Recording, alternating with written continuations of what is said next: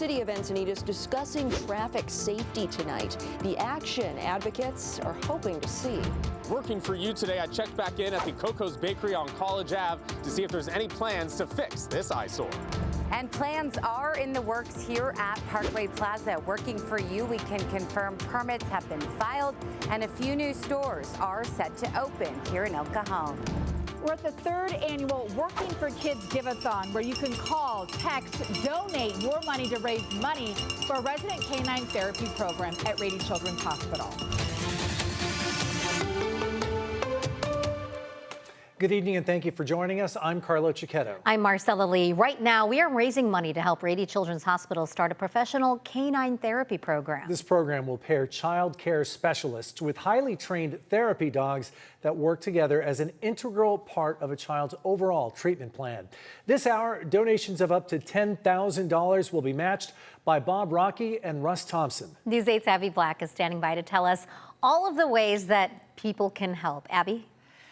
It is incredible. You know, I keep talking about how hot it is today, but we are in the coolest place. We are in the Working for Kids Giveathon, and we've been at this since 5 o'clock this morning. Our awesome volunteers manning those phones, taking your donations.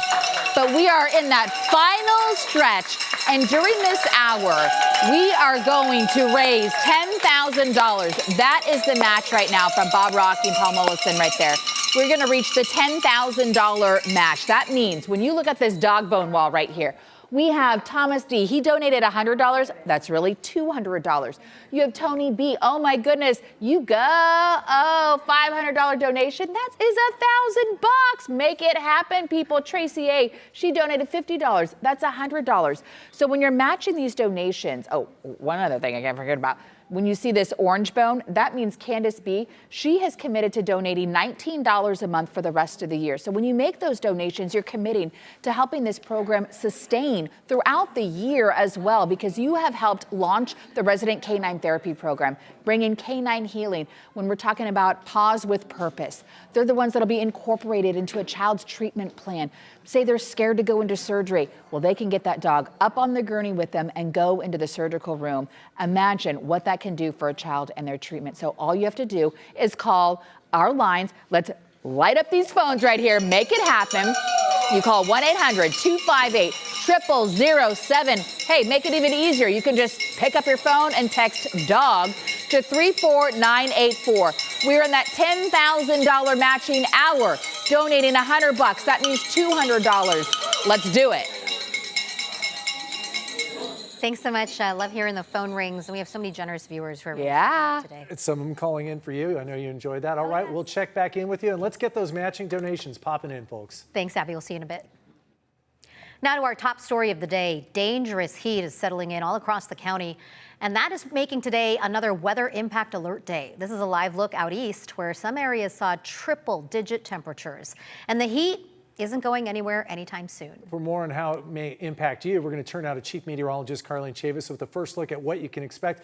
Carlene, the heat not going anywhere anytime soon, right? No, it's not. And even when our temperatures do come down by next week, we still have humidity that will be around. And we also are going to get back to something a little bit more seasonal, but that still translates to widespread 90s inland. When we look at the extreme heat warning in effect, it keeps going all the way until Friday at 8 p.m. for the inland valleys, for the mountains, and for the desert.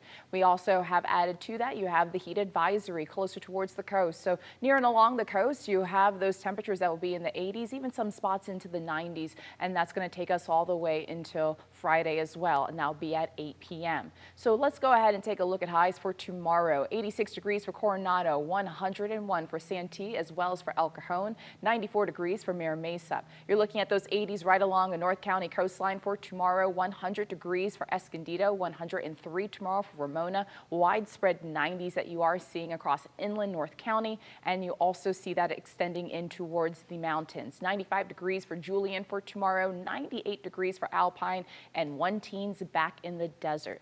Temperatures, as mentioned, they are going to come down just a little bit over the weekend and into next week, but that still means we're going to be dealing with some heat and also some humidity. We'll go ahead and take a look at your complete forecast coming up. Carlo. Thanks, Carlene. And as always, you can get alerts on the go and an extended weather forecast on the CBS 8 app, which you can stream now for free.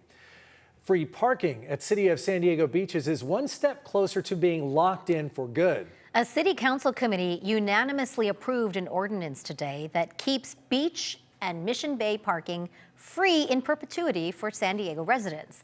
The full council still has to vote before the measure becomes law. This comes after the rocky rollout of paid parking at Balboa Park, which the council then voted to end by the end of this year. Encinitas city leaders held a special session today to hear from the public on road safety. Many residents have been calling on the city to act after the deaths of 3 children on Encinitas streets since 2023. News 8's Steffi Roche joins us live outside City Hall. Steffi, what did they discuss tonight? Right. Well, the purpose of tonight's meeting was for the city to tell the public, to tell its residents what it is doing to improve safety on the roads here, and for residents to share the changes they want to see. Now, tonight, the city of Encinitas shared that it has spent over $60 million over the last 2 fiscal years in traffic program expenditures. For example, sorry, the train is going by right now.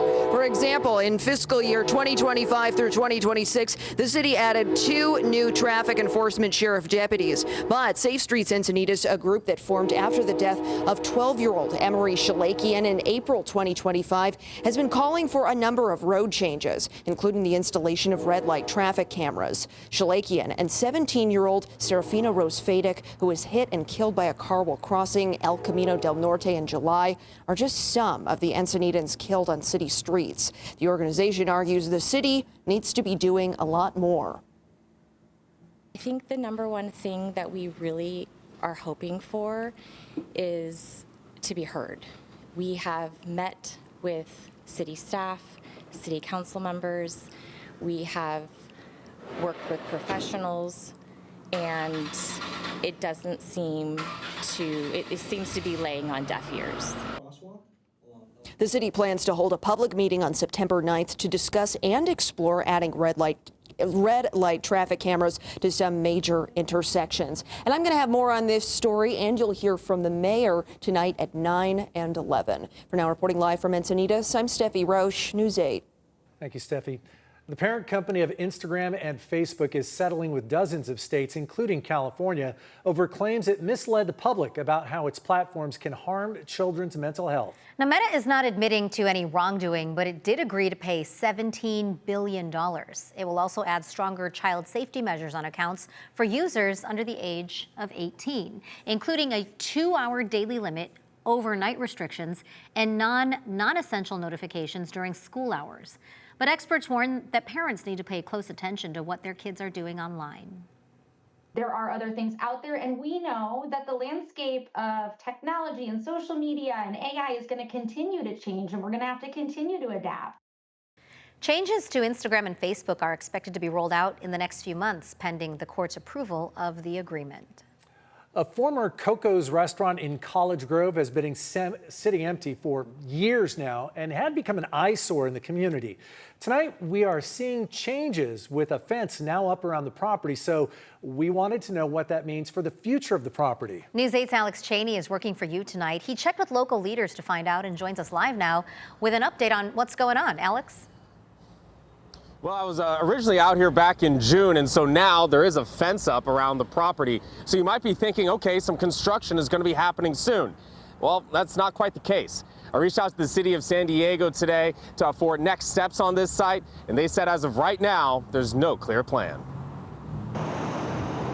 This former Coco's on College Avenue has been sitting empty for years, and it's become a source of frustration for people who live here.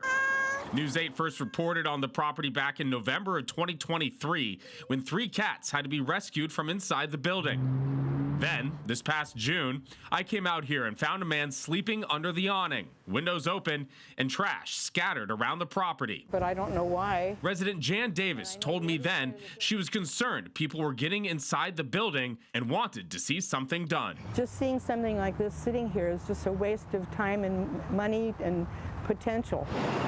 Now there's at least one big change, the new fence. I was just really happy to see this big old green fence around it. But what does that fence actually mean? I contacted the city of San Diego and the property manager to find out. And right now, there's no sign of a redevelopment project. The city tells me there are no new building or demolition permits for the property. There is, however, a new abandoned property complaint. It was filed June 18th. And the city says that case is currently under active enforcement. The San Diego Fire Department has also updated the unsafe building warning posted outside. I also checked with the property management company, Cushman & Wakefield. The company tells me there are no active deals for the property, and it's not currently listed for lease. So after years of this building sitting empty, the one big question remains: what happens next? Jan Davis says the community deserves an answer. What's going on here? We need to know, I mean, the community needs to know, and it's just, why not? Fix it. I also contacted Coco's corporate today, and they did not respond to my request for comment. So what's the answer here? What's going to happen after multiple years of this place being abandoned? We still don't know. We're going to wait and see. I'm Alex Cheney, working for you. Back over to you. Thanks, Alex. And remember, if there's something you'd like us to look into, just email us at workingforyou@cbs8.com. There are many questions tonight about the unused space at Parkway Plaza in El Cajon. Still ahead, we're working for you to ask the mayor and the mall's manager about what's going on there. And uncertainty over reforms to California's Wildfire Victim Recovery Fund, with only days left to reach a deal. We share what Governor Newsom is saying tonight. That's coming up.